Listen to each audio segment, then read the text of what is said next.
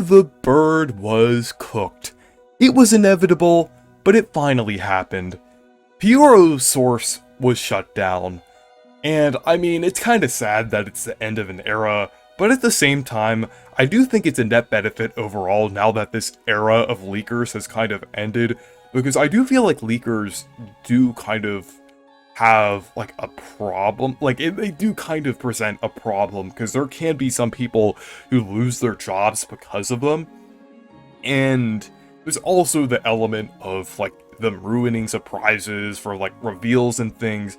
That's not the biggest issue, but that's still there. But yeah, I do kind of have mixed feelings about this, obviously, but it's really interesting, because this goes beyond just Pyoro. Apparently, Nintendo changed their whole structure of adding games onto their website and eShop because of Pyoro, or likely because of Pyoro. It's not confirmed, but I definitely think this might be the case.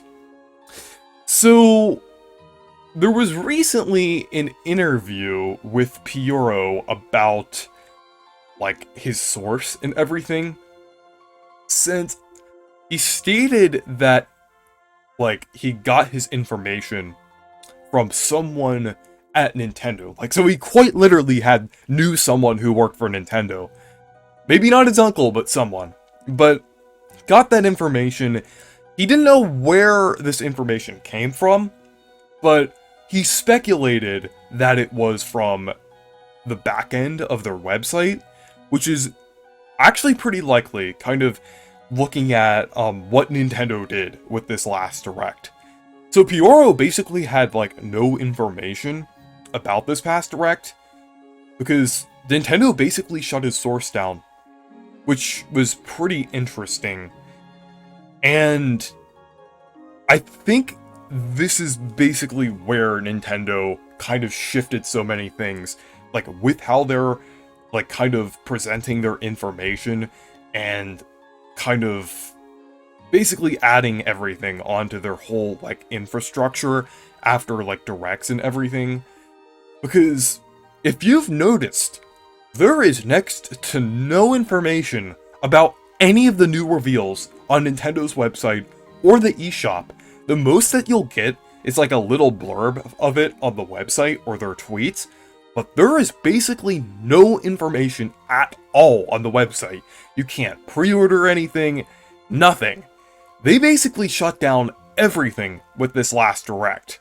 Like, they basically made it so that it was impossible for, like, anyone who kind of had access to the back end of the website to know about what they were revealing before, which is very suspicious and very interesting. And that is likely what I think shut down Pyoro here. Because I think, like, since he had basically no information before this Direct, like, he really only knew about certain third-party titles in very small things that were, like, either shadow dropped or, like, already have pre-orders available, I believe. So, I think they basically shut down his source here. And this is just kind of interesting and a little disappointing.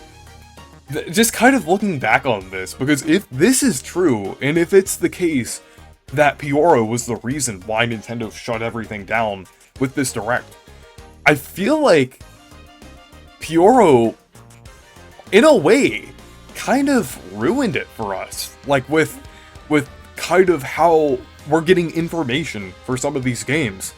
Because right now, we are lacking quite a lot of information about these new games. Sure, there are some things on the Nintendo of Europe website about some games, but we don't have any, like, actual character art, we don't have any detailed descriptions, we're lacking screenshots and extra footage that we usually do. Like, and also people can't pre-order a lot of these games as well, so we're basically in the dark about a lot of these games, aside from their reveal trailers.